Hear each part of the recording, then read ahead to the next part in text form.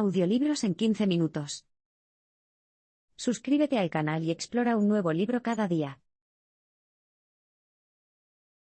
Durante las primarias republicanas de 2008, el ambiente anti-inmigración marcó cómo sería el futuro del Partido Republicano. Para 2008, los republicanos habían estado en el gobierno durante 10 años. La crisis de las hipotecas de alto riesgo estaba en pleno apogeo, y la guerra de Irak había demostrado ser una expedición desastrosa y costosa. Si uno era republicano de cara a las próximas elecciones, las cosas se veían sombrías. En las elecciones primarias, los republicanos esperaban que los debates se centraran en dos grandes temas: la guerra sin fin en el extranjero y la crisis financiera. No lo hicieron. Cuando los distintos candidatos comenzaron a hacer campaña en ayuntamientos y estadios de todo el país, descubrieron que el tema más acalorado era la inmigración. En 2007, el presidente George W. Bush aprobó un plan integral de reforma migratoria que habría permitido a millones de personas sin residencia oficial el derecho a obtener la ciudadanía plena. John McCain, uno de los candidatos republicanos a la presidencia en 2008, ayudó a aprobar esa política. Ahora, estaba reuniéndose con los votantes republicanos, y quedó desconcertado por lo visceralmente enojados que estaban por ello. Incluso en las regiones donde había muy poca inmigración, seguía siendo la cuestión clave. En una reunión, exasperado por otra pregunta sobre los ilegales mexicanos que ponen en peligro a la comunidad local, McCain dijo: «Señora, usted vive en New Hampshire, ¿qué le preocupa? ¿Un grupo de franco-canadienses enojados?».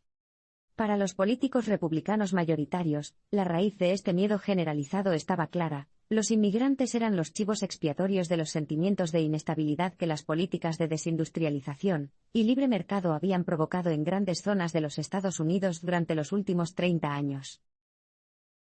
Mitt Romney, que fue uno de los otros contendientes en la contienda de 2008, lo entendió. Sabía que muchas de las políticas de libre mercado que los republicanos se habían apoyado a sí mismos habían devastado la industria y fragmentado los servicios públicos. Las fábricas de automóviles y acero cerraron debido a que Estados Unidos buscaba importaciones baratas.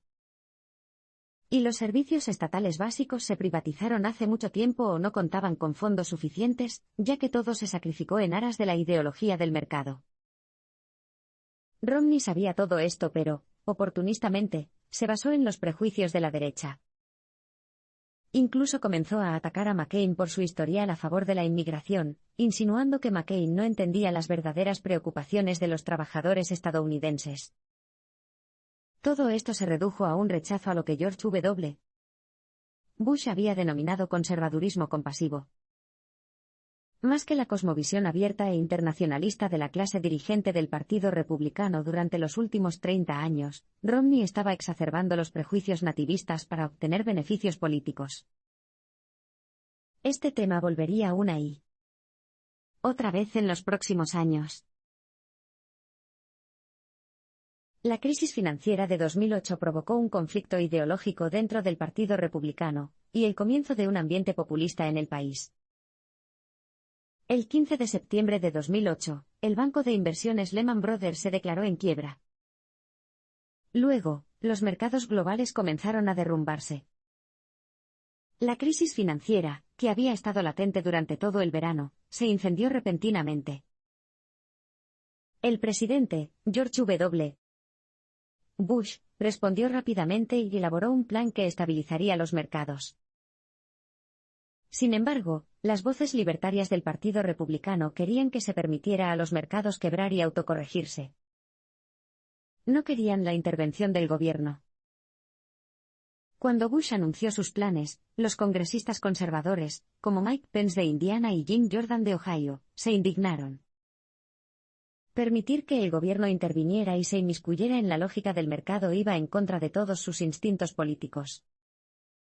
Preguntaron si el Partido Republicano seguía siendo conservador o si estaba dispuesto a implementar una política estatista como esta. Con Bush preparado para una gran intervención gubernamental, a los republicanos les preocupaba que quedara poco en su programa político para distinguirlos de los demócratas. Preguntaron: ¿qué defendemos ahora? Sin embargo, Bush estaba empeñado en su plan de intervención gubernamental. En ese momento, le preocupaba más que las madres y los padres pudieran sacar dinero de los cajeros automáticos que por consideraciones abstractas sobre la ideología del mercado. Así que presentó el TARP, el Programa de Alivio de Activos en Problemas, que consistía en rescatar a los bancos y firmas de inversión de Wall Street con 700.000 millones de dólares. Esto estabilizó lo peor de la crisis, que, sin embargo, siguió costando a muchas personas sus medios de vida, sus hogares y sus sueños. El programa TARP se convirtió en un punto de feroz controversia dentro del Partido Republicano. Encendió una revuelta contra el gran gobierno de todos los sectores del partido. Cuando se presentó al Congreso, los republicanos votaron en contra 133 a 65, antes de que la amenaza del caos financiero finalmente los asustara para que aprobaran el programa. Aún así, estaban furiosos porque se habían roto los principios fundamentales del mercado libre. Y fuera del partido, más allá de estas cuestiones ideológicas, había una narrativa común: Wall Street se había salvado, pero todos los demás estaban arruinados. A partir de ese momento, un ambiente populista hostil al gobierno, republicano y demócrata por igual, se apoderó del país. Esto tendría importantes consecuencias en la próxima década.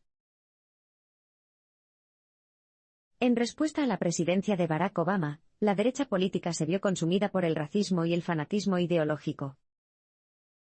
En 2008, agobiados por la crisis económica y la interminable guerra de Irak, los republicanos de John McCain se enfrentaron a la derrota de Barack Obama. Fue una derrota segura, el tipo de victoria aplastante que indica un cambio generacional en el ambiente político. Durante la propia campaña, la derecha política se vio envuelta en un frenesí que se volvió cada vez más racista. Por ejemplo, al preparar un mitin de campaña en Pensilvania, Bill Platt, presidente del Partido Republicano del Condado de Lake, invitó a la multitud a imaginarse cómo se sentirían si se despertaran después del día de las elecciones y descubrieran que Barack Hussein Obama era el presidente. Luego, en otro mitin en Minnesota el 10 de octubre, abuchearon a John McCain por decirle a la audiencia que no tenían que tenerle miedo a Obama. En un momento dado, una mujer se puso de pie y habló. Dijo: "No puedo confiar en Obama. Es árabe". John McCain respondió que, no, Obama era un hombre de familia decente con el que, por casualidad, no estaba de acuerdo.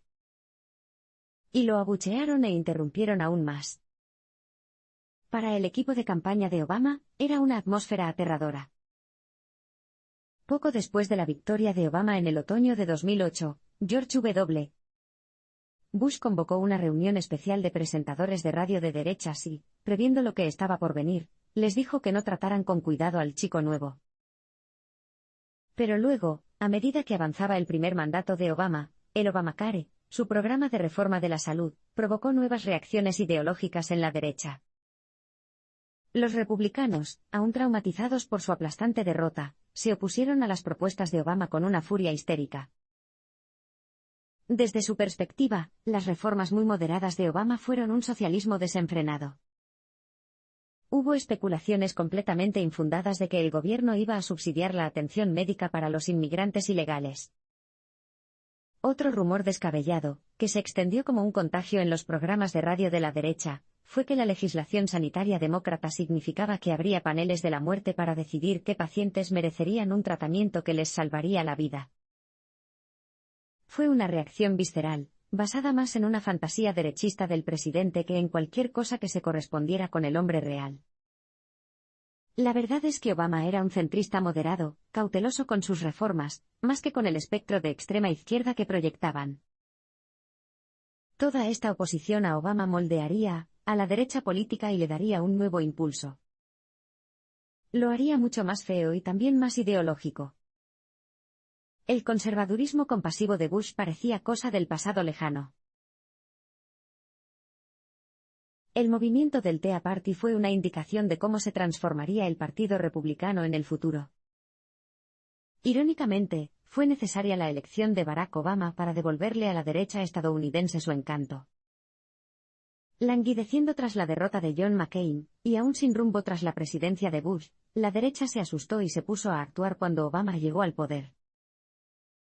Y así, El movimiento Tea Party se formó el 19 de febrero de 2009, después de que el reportero de la CNBC Rick Santinelli pidiera una fiesta del té en respuesta a las políticas económicas de Obama. Esta era una referencia al Boston Tea Party original de la Revolución Americana. Si bien el movimiento comenzó en oposición a las políticas económicas de Obama, se convirtió en un conjunto mucho más amplio de valores de la derecha. Estos valores caracterizaron un lado de la guerra cultural que estaba creciendo en Estados Unidos. En oposición al liberalismo social y al internacionalismo de quienes se identificaban con los demócratas, el movimiento del Tea Party albergaba un sentimiento reaccionario. Marcó las crecientes líneas divisorias en la sociedad estadounidense, como las relacionadas con el matrimonio homosexual, la inmigración y la raza. De hecho, los mítines del Tea Party a menudo se vieron arruinados por el horrible racismo que descubrió John McCain cuando hizo campaña en las elecciones de 2008. Y muchos republicanos moderados estaban preocupados por este movimiento insurgente. Su estilo de conservadurismo seguía la tradición del estadista y filósofo anglo-irlandés Edmund Burke, y era menos febrilmente ideológico. Se definió por la prudencia y la deliberación, por lo que los radicales del Tea Party se presentaron como una intrusión no deseada. Luego, a medida que el Tea Party creció, recibió el apoyo de grupos de expertos y donantes. Se trataba de libertarios ideológicos, como los empresarios David y Charles Koch, cuyo grupo de defensa, Americans for Prosperity, se convirtió en una de las principales fuerzas detrás de la campaña. Estas personas percibieron que la energía del Tea Party podía aprovecharse para lograr sus objetivos políticos. A diferencia de algunos de los seguidores de base del movimiento, no estaban animados por las preocupaciones sociales y culturales. En cambio, vieron la oportunidad de impulsar sus políticas fiscales preferidas, como los bajos impuestos, la desregulación y la oposición a la atención médica financiada con fondos públicos. De hecho, los Koch querían evitar por completo los problemas sociales del movimiento, hacían que se sintieran incómodos. Pero sin estos problemas culturales, el movimiento no habría tenido la energía explosiva que tuvo. Los donantes, entonces, simplemente estaban haciendo autostop. Estos dos temas volverían a plantearse en un futuro próximo, la guerra cultural y los ricos partidarios de la energía populista. Todo se uniría en la forma del candidato presidencial de 2016, Donald J. Trump. La campaña presidencial de Donald Trump transformó al Partido Republicano. Cuando Donald Trump participó en la carrera por las primarias republicanas en 2015, muchas personas dentro de la clase dirigente del partido asumieron que se trataba simplemente de un truco. Creían que su candidatura era una estratagema para promover su imagen pública y su cadena hotelera, y que se retiraría desde el final. No podrían haber estado más equivocados. Cuando Trump se presentó a la contienda, creía que los republicanos se habían vuelto demasiado débiles en materia de campañas y políticas. Al recordar las fallidas campañas de John McCain y Mitt Romney, pensó que el partido carecía de instinto asesino. Su principal queja era que seguían las reglas, que eran demasiado moderados. Refiriéndose específicamente al intento de Mitt Romney de derrocar a Obama en 2012, pensó que Romney había sido demasiado respetuoso con Obama, cuando debería haberlo atacado con tanto veneno como la campaña de Obama dirigida contra el republicano.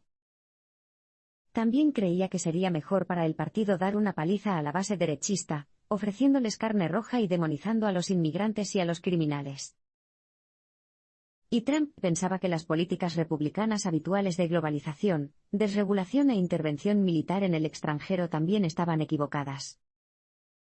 Estos temas no respondían a los sentimientos primitivos de la base derechista, para alcanzarlos se necesitaría una plataforma mucho más nacionalista. En este sentido, había aprendido del Tea Party. A medida que se desarrollaba su campaña, Trump refinó su mensaje. En su lema electoral, "Haz que Estados Unidos vuelva a tener grandeza", Trump destiló el resentimiento que sentían muchos votantes de la derecha. Su campaña evocó un Estados Unidos perdido, un Estados Unidos de empleos estables, barreras blancas y actitudes sociales de la década de 1950. Fundamentalmente, insinuaba un Estados Unidos mucho más blanco. Fuera de un mitin de Trump en Arizona en 2016, estas actitudes se podían encontrar en abundancia. Una mujer, Pam McKinney, dijo: "Cuando escucho a Donald Trump, escucho los Estados Unidos en los que crecí. Quiere hacer las cosas como antes". Recientemente se fue de California con su esposo, ya que sentía que el gobierno regional estaba complaciendo a los inmigrantes ilegales. Creía que los inmigrantes no se estaban asimilando a la cultura estadounidense. "Están celebrando sus fiestas en lugar de las nuestras", dijo. Trump identificó estas actitudes, que durante mucho tiempo habían florecido bajo la superficie, y las convirtió en la pieza central de su campaña. Lo que antes había sido un prejuicio tácito, lo hizo sonar a todo volumen por un altavoz. Durante los debates de las primarias para las elecciones de 2016, Trump hizo añicos la ortodoxia del Partido Republicano. Cuando comenzaron las elecciones primarias, Trump se destacó entre sus oponentes. Aunque diferían entre sí, candidatos como Marco Rubio, Ted Cruz y Jeb Bush seguían siendo políticos republicanos reconocibles del establishment.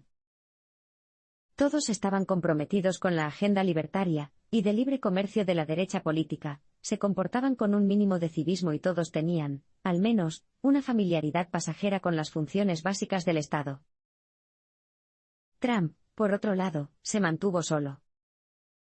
Su populismo abiertamente nacionalista y su estilo de campaña sin restricciones diferían del de todos los demás candidatos. También carecía de un dominio básico de gobierno y no le preocupaban los hechos, lo que preocupaba a sus rivales.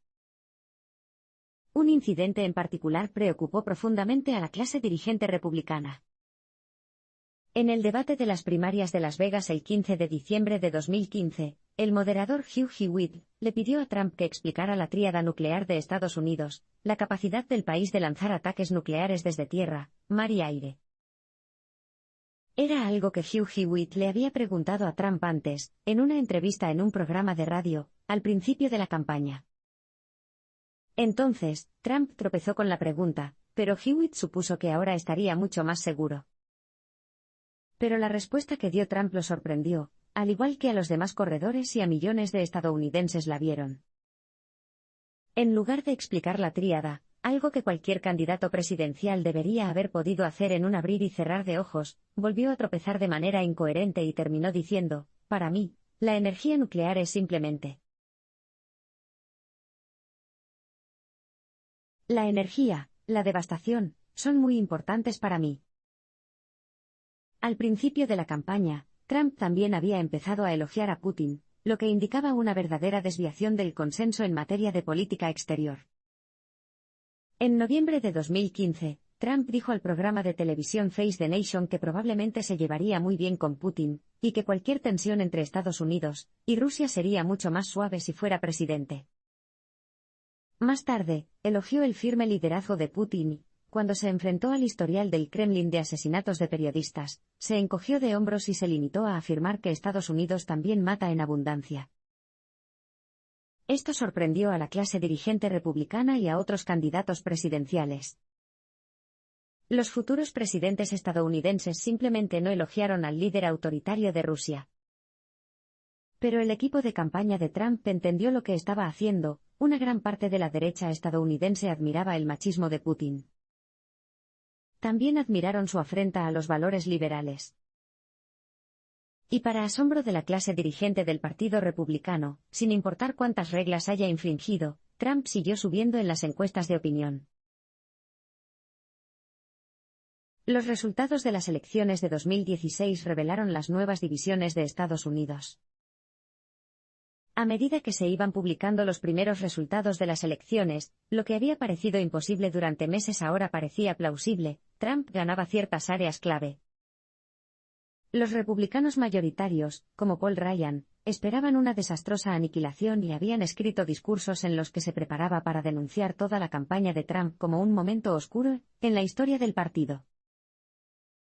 Mientras tanto, en la Torre Trump de Manhattan, Trump y su equipo de campaña vieron los resultados en streaming. Lo que vieron reveló la nueva brecha. Las cadenas de televisión llamaron a Trump a Florida poco después de la noche, lo que fue toda una sorpresa. Esto significaba que la victoria estaba en juego. Luego, Trump tomó Carolina del Norte. En estos estados, vieron una tendencia constante: las áreas rurales blancas estaban cayendo en manos de los republicanos, mientras que los demócratas ganaban los centros urbanos más diversos. Luego, para sellar su victoria, Trump se apoderó de Pensilvania, Michigan y Wisconsin, estados obreros que eran mayoritariamente blancos. Michigan era la más diversa, pero el 77% de su población seguía siendo blanca. Por el contrario, los demócratas de Hillary Clinton ganaron solo el 37% de todos los votantes blancos. Esperaba tener un desempeño mucho mejor con las minorías y, aunque le fue mucho mejor que Trump con estos grupos demográficos, no movilizó lo suficiente a ellos como para contrarrestar el dominio de Trump entre los votantes blancos.